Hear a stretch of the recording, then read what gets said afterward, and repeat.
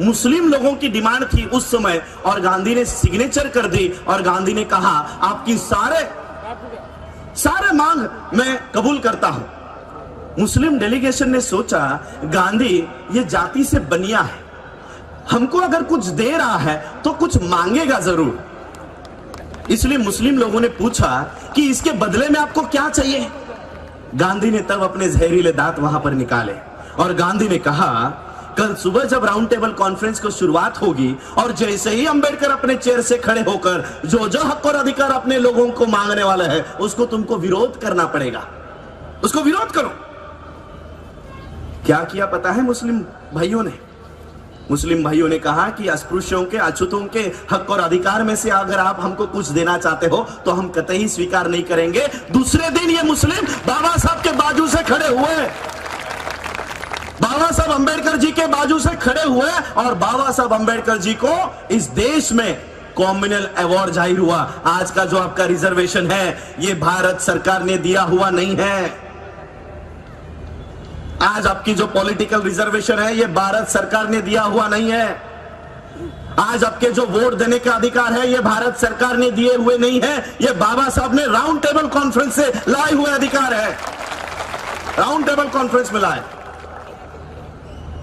और तीसरा उदाहरण देता हूं क्यों बुलाया मुस्लिम को।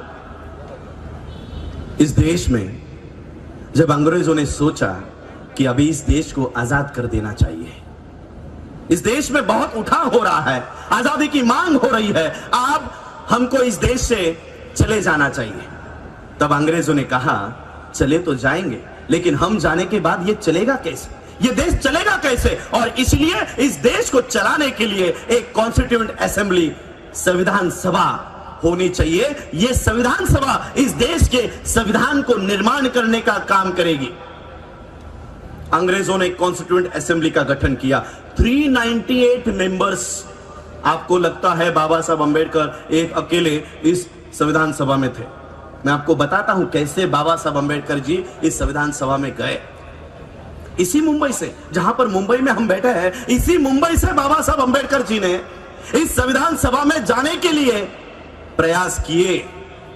गांधी और नेहरू ने आके कहा कि बाबा साहब हमको पता है आप इस संविधान सभा में जाना चाहते हो, लेकिन इस संविधान सभा के दरवाजे ही नहीं खिड़कियां भी हमने आपके लिए बंद रखी है, आपको इस संविधान सभा में आने ही नहीं देंगे, आने ही नहीं देंगे।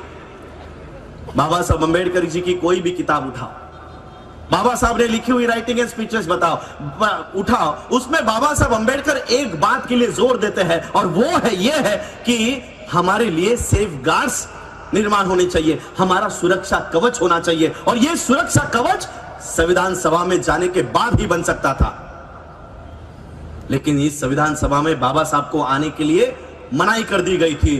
तो बाबा साहब की यह बेचैनी जोगेंद्र नाथ मंडल इन्होंने देखी। जोगेंद्र नाथ मंडल इन्होंने देखा कि बाबा साहब इस संविधान सभा में आना चाहते हैं, लेकिन ये लोग बाबा साहब को संविधान सभा में आने नहीं दे रहे।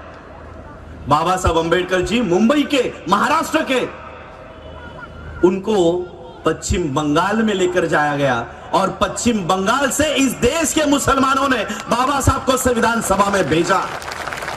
इस देश के संविधान को बनाने के लिए, इस देश के संविधान को निर्माण करने के लिए बाबा साहब को इस देश के मुसलमानों ने मदद की और आज इस देश के संविधान को हटाने की कोशिश कर रहे हैं। और मैं बाबा साहब के थर्ड जनरेशन से एक प्रतिनिधि ये प्रयास कर रहा हूं कि बाबा साहब का संविधान इस देश में टिका रहे, बना रहे। और इसलिए बाबा साहब का परपोता होने के नाते मैं मुसलमानों को आह्वान करना चाहूंगा कि जिन बाबा साहब को आपने संविधान सभा में भेजने का काम किया, उस संविधान पे आज धोखा मंडरा रहा है। उस संविधान को बचाने के लिए फिर से आपको अंबेडकर परिवार का साथ देना होगा,